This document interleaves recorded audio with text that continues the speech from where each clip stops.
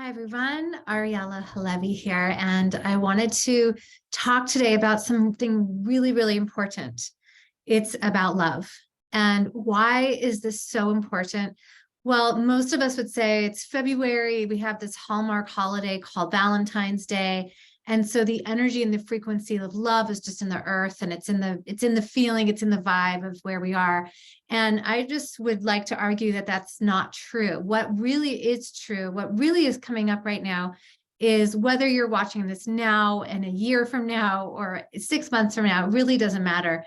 Our world is transitioning so greatly, and we are experiencing different energy codes. And so what I mean by different energy codes are we have chakras in our body, energy systems inside of our bodies, right? We are more than just a bag of bones and muscles and organs. Thank goodness. We have chakras, and those chakras are energy systems within the body that were created to allow us to change the vibration or frequency of our being and our feeling and our bodies.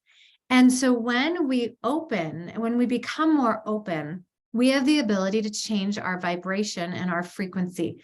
So the funny thing is, this is not some new age BS that I'm throwing at you. This is actually a deeply rooted belief. It's in Kabbalah. There's so many readings that I've done in Jewish mysticism that talks about how changing our frequency and connecting to these energy systems.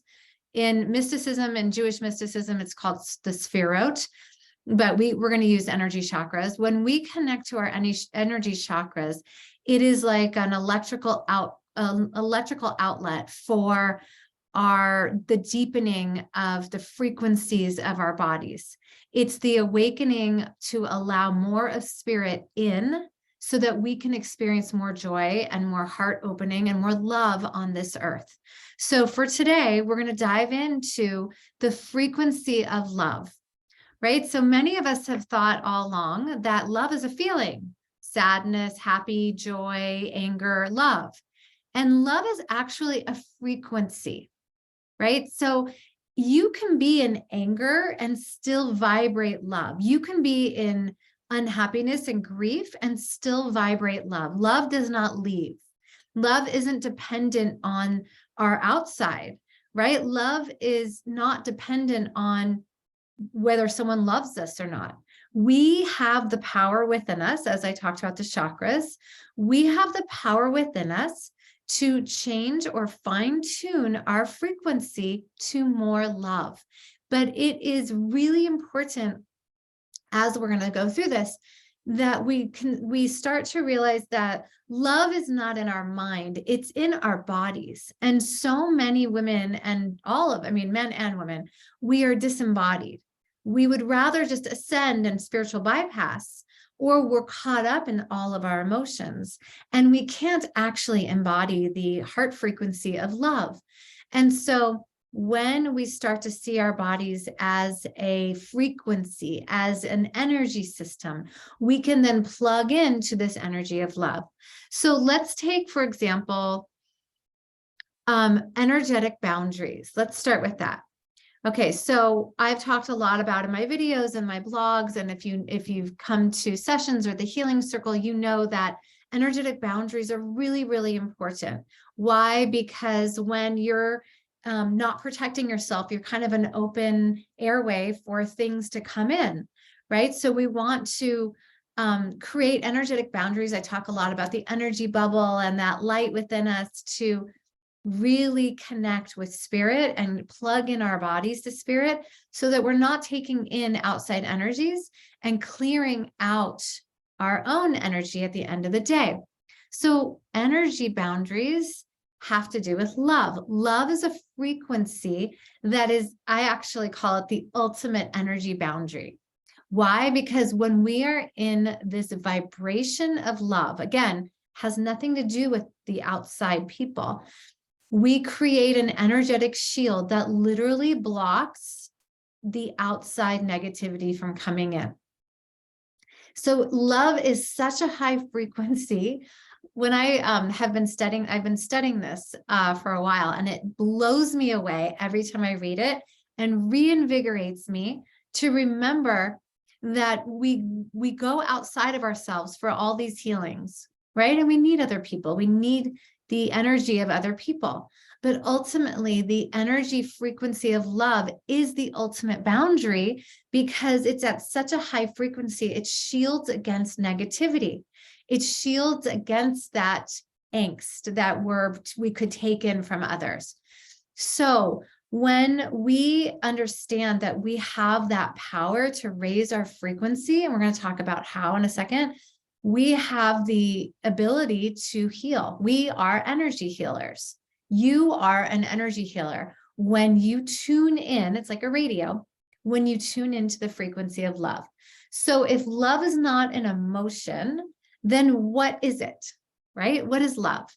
So love, when I say the sentence, I am in my love, what I'm ultimately saying is that I am standing and experiencing and embodying a frequency of love. This isn't an emotional state of feeling, right? Because feelings come and go. It's an actual practice that I'm going to introduce you to do to raise the frequency of love inside of you. So emotions can get in the way of that frequency. So it's really important that we feel and stop and drop and feel into our bodies. And perhaps we've forgotten what love is, right? So many of us are trying to get love from the outside, from our loved ones, from our children. So many women are so accustomed to putting everybody else first. But love is an ocean, right? Think about the ocean. Love is a vast ocean. It's not about our ego. We've kind of, especially with this Hallmark holiday, we've kind of gone away from or forgotten what love really is. Love is an action, right? Love is a verb. Love is an action. And to be in love, it's to swim in this ocean, in this water, and this frequency that really we are the manifestation of source energy. You can call it God, spirit, whatever you want to call it, source energy. So when we embody source, we are embodying love, or vice versa, right? You are a vessel. Your body, the one that you've been ignoring, the one you've hated, your body is a frequency of love. For me personally, someone who disembodied, who has the ability, we all have the ability to disembody. Many of us do that really nicely. When we disembody, we are forgetting that we are love. So you're the vessel, you're the sanctuary of love. Everything that you are right here and right now, even if you're angry, even if you're tired, even if you're overweight, even if you're sick, even if you're enlightened and loved and feeling joy, all of your being and body it's a vessel for love. And now it's about taking that energy, realigning it to love, and then feeling and practicing that frequency, because it's as vast as the sky and the ocean. So now we need to touch on why we don't love ourselves. Okay, so many of us feel unworthy of love. Every time I say that, I see this little seed of unworthiness. I can see it. Just as a disclaimer, I have been to many psychics and tarot card readings. And one of the things my kids, and I annoy my kids, we'll go to different places, we'll visit, we'll travel different places. And I love when I'm called to like pop in and have like a tarot card reading. By and large, the majority of those pop-in psychics, and maybe they're just kind of saying that because they say it to everybody, but they say to me, when are you going to stand in the worthiness of your love? Like, when are you going to really step in?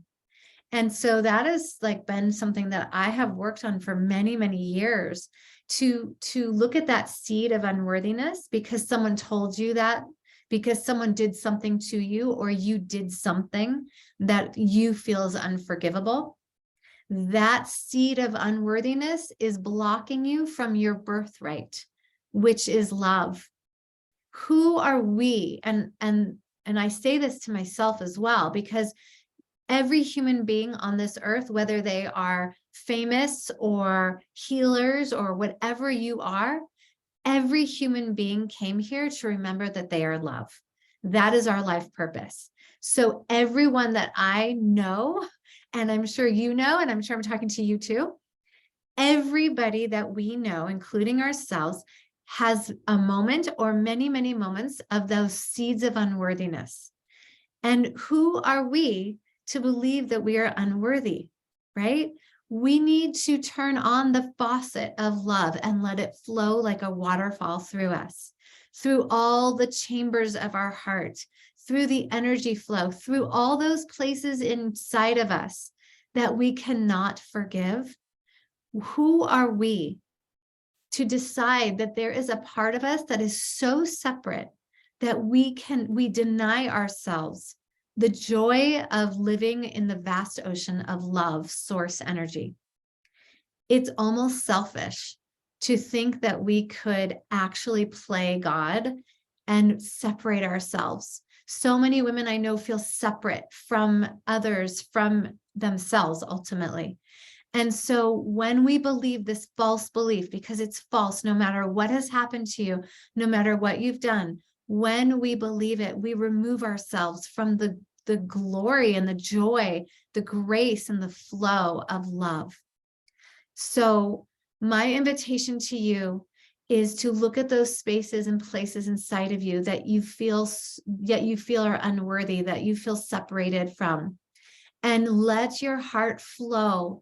Remember, like, think about something that you love and put it inside of that place inside of you that feels unworthy, and let love flow. Let it grow exponentially so you can feel that frequency of love. So what I do is I imagine this tree of life, because that's the energy flow.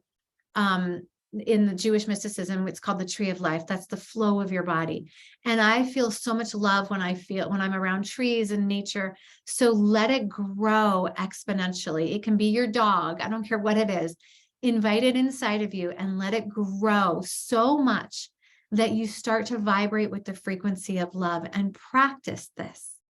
Ultimately, and I'll end here, the heart center is the bridge between the roots and spirit.